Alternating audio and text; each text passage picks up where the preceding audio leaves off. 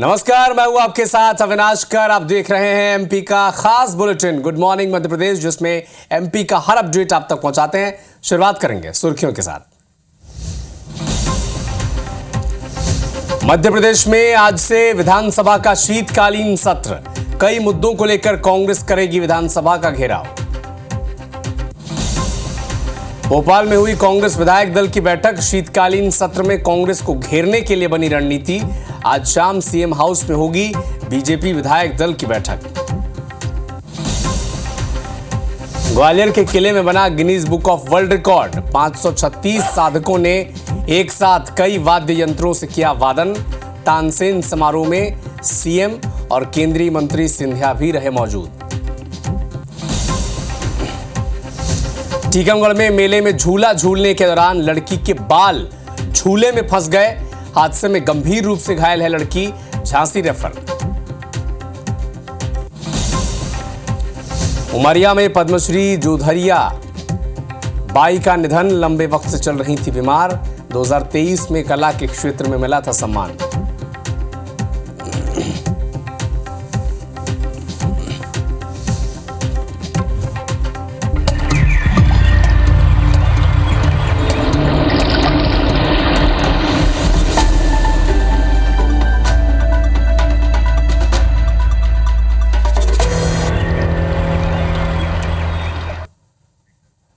सिंगरौली से एक बड़ा अपडेट आप तक पहुंचा दें। सड़क हादसे में घायल युवक की इलाज के दौरान मृत्यु हो गई है, मौत हो गई है। परिजनों ने चौकी में शव रखकर जमकर हंगामा किया है। आरोपी कार चालक पर हत्या की जा रही है। 27 नवंबर को सड़क हादसा हुआ था। सराई थाना के बरका चौकी का यह मामला है। एक बड़ा अपडेट आपको बता दें, सिंगरौली से सड़क हादसे में घायल युवक की इलाज के दौरान मौत हो गई है। परिजनों ने चौकी में शव रखकर हंगामा किया है। आरोपी कार चालक पर हत्या का केस दर्ज करने की मांग की जा रही है। 27 नवंबर को सड़क हादसा हुआ था। सराई थाना के बरका चौकी का मामला है।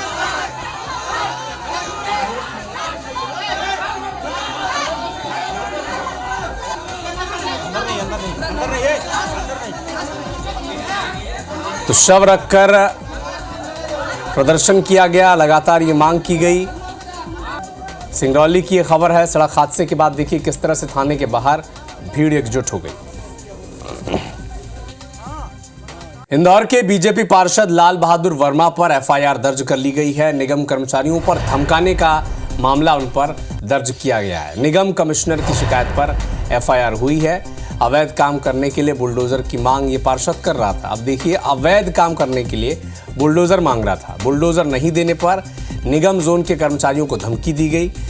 तुकोगंज थाना क्षेत्र का मामला है। बीजेपी के पार्षद हैं। अवैध काम करने के लिए ये निगम का बुलडोजर ही मांग रहे थे और नहीं देने पर निगम के जोन के जो कर्मचारी हैं उन्हें धमकाया गया।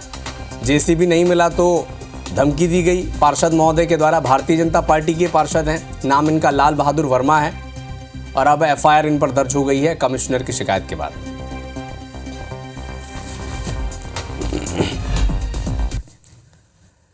इंदौर में रियल एस्टेट कारोबारी अनीस मोहम्मद को खाने में बेहोशी की दवा देकर एक नेपाली नौकर ने 1.5 करोड़ की चोरी कर ली। आरोपी दीपेश थापा ये वो नौकर है जिसने अपने ही मालिक को गच्चा दे दिया। अपने दोस्त के साथ मिलकर इस वारदात को अंजाम दिया। दोनों ने 75 लाख के जेवर, 19 लाख रुपए नगद और 10 लाख की घड़ियां और कार भी लेकर भाग निकले। हालांकि कार को बस स्टैंड पर छोड़ दिया। ये इंदौर की अब तक की सबसे बड़ी चोरी बताई जा रही है। वारदात के बाद तेजाजी नगर पुलिस आरोपियों की तलाश में जुटी है। सीसीटीवी कैमरे खंगाले जा रहे हैं। शहर में नाकेबंदी कर दी गई है। एक कैमरे में वारदात कैद हो गई है। दरअसल कारोबारी ने पुलिस को बताया कि उन्होंने एक बिल्ला पाल रखा था, जिसकी देखभाल के लिए कारोबारी ने 1 दिसंबर को ही दीपेश को काम पर रखा था। दीपेश थापा ये नेपाल का रहने वाला है, नेपाली नौकर था। ये 14 दिन में सभी अलमारियों, लॉकर और तिजोरी की जानकारी इसने निकाल ली। अब देखिए, 1 दिसंबर को इसने नौकरी ज्वाइन की और 14 तारीख तक इसने जितने लॉकर हैं, अलमारी हैं, सब की जानकारी निकाल ली और मौका पाकर अपने दोस्तों के साथ चोरी की और भाग खड़ा हुआ। वो बताया कि वो घर में अकेले रहते हैं। उनकी पत्नी और बेटा देहरादून में रहते हैं। इससे पहले शहर में ऐसी कई दर्जन वारदात हो चुकी हैं। अब पुलिस देखना बड़ा दिलचस्प होगा कि पुलिस कहाँ तक इस मामले को जल्दी सॉल्व कर पाती है, क्योंकि नेपाल बॉर्डर पर भी सुरक्षा बढ़ा दी गई है, क्योंकि ये जो नेपाली नौकर था, ये इसकी आशंका जताई जा रही है कि ये सब पैसे लेकर ये नेपाल ही भागने वाला है। 1.5 CR मुझे लग रहा है कि इतने रुपए का लॉस तो मुझे हुआ है। खाने में कुछ दवाई मिलाकर दे रहा था जो मैं खाने के थ्रू कंज्यूम कर रहा था, और मुझे खाने के दौरान ही इसने दिया है। इस घटना के 3-4 दिन पहले से मेरे को नींद थोड़ी ज्यादा आने लगी थी और मैं थोड़ा सा अनकॉन्शियस फील करने लगा था। 1 तारीख को ही इन्होंने दीपेश नाम के एक नेपाली व्यक्ति को केयर टेकिंग के लिए, घर में खाने बनाने के लिए एक एजेंसी से हायर किया था।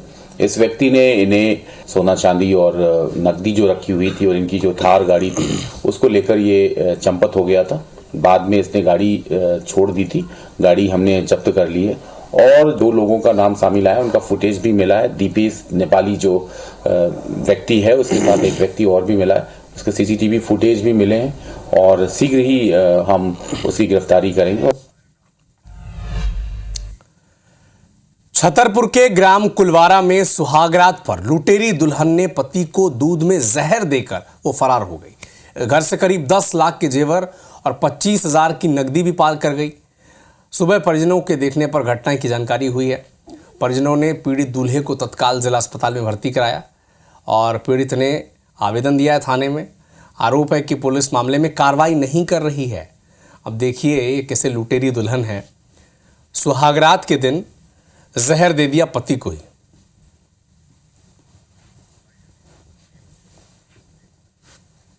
दिसंबर को शादी हुई थी, सुकन महाराज ने करवाई थी, वहीं कुलवारा में राम जानकी मंदिर से हुई थी। और इसके बाद 12 दिसंबर की नाइट में दूध में मिला के नशे की दवाई जहर जो कुछ भी पिलाया हो, रात को भाग गई। 7-8 लाख के पहने हो। और महाराज को कितने पैसे दिए थे साहब? 1,60,000 रुपये दिए थे। अशोक रावत निवासी कुलवारा ने थाने में रिपोर्ट की कि उन्होंने 13 तारीख को रिपोर्ट की। उन्होंने 11 तारीख को अपने बेटे की शादी एक महिला से की थी, जिस महिला ने शादी के अगले दिन जो है पूरे जेवर लेके जो है घर से रफू चेक करा, जिसका मोबाइल वगैरह नहीं लग रहा है। उक्त रिपोर्ट पर रिपोर्ट दर्ज कर ली गई है। उनको तलाश कर जो है जो रकम लेके गए हैं उनको, आरोपियों को दोनों को दस्तयाब किया जाएगा। उमरिया से एक दुखद खबर आप तक पहुंचा दें। पद्मश्री जोधैया बाई का निधन हो गया है। लोढ़ा के आवास में उन्होंने आखिरी सांस ली। लंबे वक्त से वो बीमार चल रही थी। 2023 में कला के क्षेत्र में पद्मश्री से उन्हें सम्मानित किया गया था। पद्मश्री जोधैया बाई का अब निधन हो गया है। आखिरी सांस उन्होंने अपने आवास पर ली है। लंबे वक्त से वो बीमार चल रही थी और 2023 में उन्हें कला के क्षेत्र में पद्मश्री भी से भी सम्मानित किया गया था।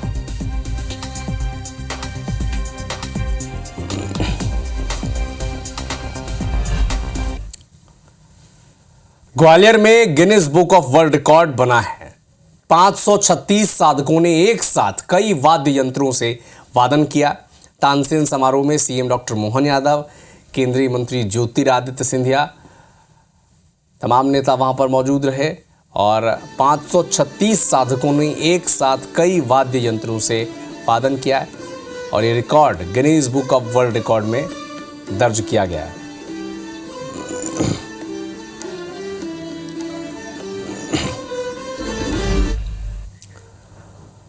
और अब बात करेंगे एमपी की वेदर अपडेट की। मध्य प्रदेश में कड़ाके की ठंड का अलर्ट जारी किया गया है। 25 दिसंबर से सर्दी का peak wind and chill factor शुरू होगा। जेट स्ट्रीम के चलते कड़ाके की सर्दी पड़ेगी और 25 दिसंबर से 31 जनवरी तक पूरे सीजन में इस बार कड़ाके की सर्दी पड़ने जा रही है। 45 दिन ऐसे गुजरेंगे कि पूछिए मत। उत्तर भारत की बर्फीली हवा और जेट स्ट्रीम से मध्य प्रदेश में दोगुना असर होगा, यानी मध्य प्रदेश में कड़ाके की ठंड पड़ने वाली है। दोनों तरफ से, एक तरफ उत्तर भारत से जो बर्फीली पहाड़ी सर्द हवाएं आती हैं उसका असर रहेगा और जेट स्ट्रीम का भी असर मध्य प्रदेश में पड़ेगा, जिसके चलते 45 दिनों तक जबरदस्त ठंड पड़ने वाली है पूरे मध्य प्रदेश में।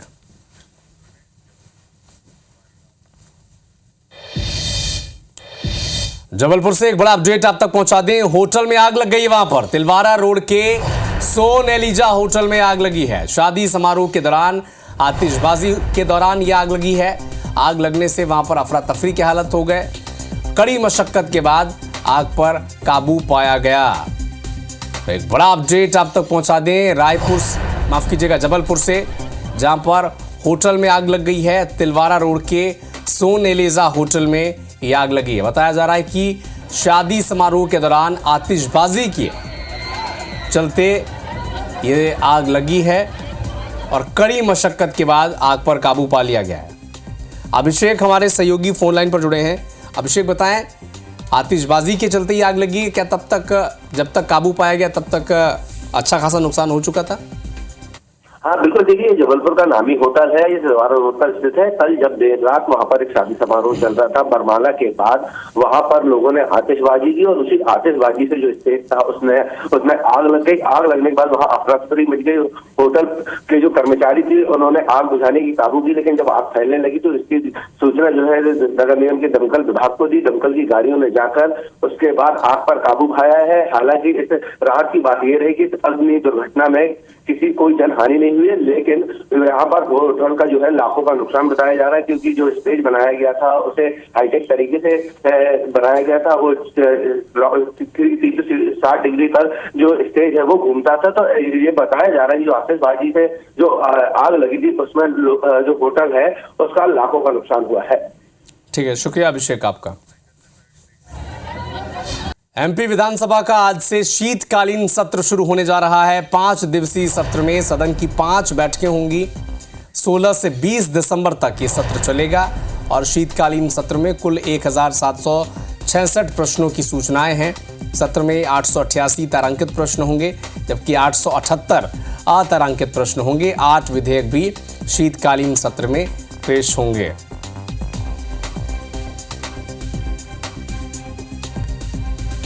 तो 8 विधेयक भी शीतकालीन सत्र में मध्य प्रदेश विधानसभा में पेश किए जाएंगे और सबको इंतजार है मध्य प्रदेश विधानसभा की कार्यवाही का। 5 दिवसीय विधानसभा सत्र में 5 बैठकें होनी है।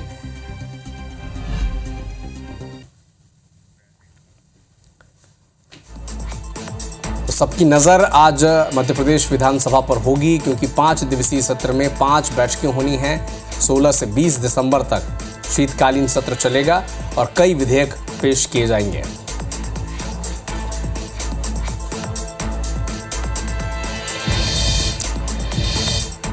तो भोपाल में सुबह 10 बजे विधानसभा कार्य मंत्रणा समिति की बैठक होनी है। विधानसभा के अध्यक्ष के कक्ष में यह बैठक होगी। बैठक में मुख्यमंत्री डॉक्टर मोहन यादव शामिल होंगे। एक बड़ा अपडेट आपको भोपाल से बता दें, सुबह 10 बजे विधानसभा कार्य मंत्रणा समिति की बैठक होगी और विधानसभा अध्यक्ष के कक्ष में ये बैठक होगी। सीएम डॉक्टर मोहन यादव भी इसमें शामिल होंगे।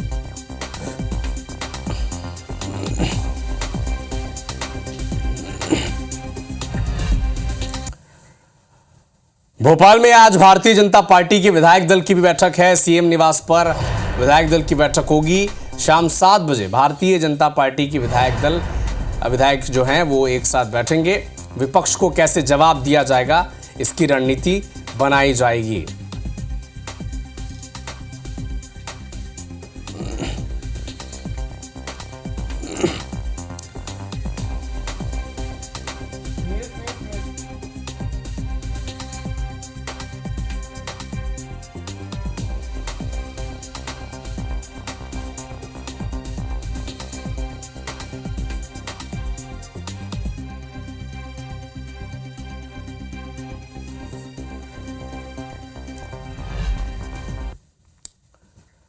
एमपी विधानसभा का शीतकालीन सत्र आज से शुरू हो रहा है। आज कांग्रेस ने विधानसभा घेराव का ऐलान किया है और सत्र से पहले कांग्रेस की रणनीति पर बातचीत करने के लिए नेता प्रतिपक्ष उमंग सिंघार हमारे साथ लाइव जुड़ रहे हैं। चलिए उनसे सीधा संवाद करते हैं। उमंग सिंघार जी, बहुत बहुत स्वागत है आप सभी का। चूंकि बड़ा महत्वपूर्ण आज सेशन है, आज विधानसभा का घेराव आप लोगों ने कॉल किया है, क्या तैयारी है आपकी?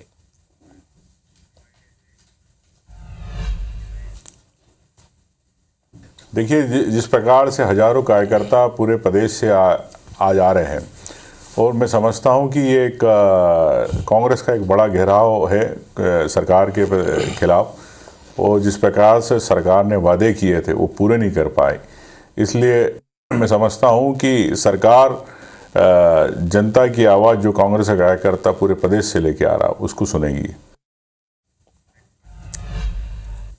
सवाल ये भी है उमंग जी कि बीजेपी मोहन यादव के 1 साल के कार्यकाल पर जश्न मना रही है और आप लोग घेराव करने जा रहे हैं।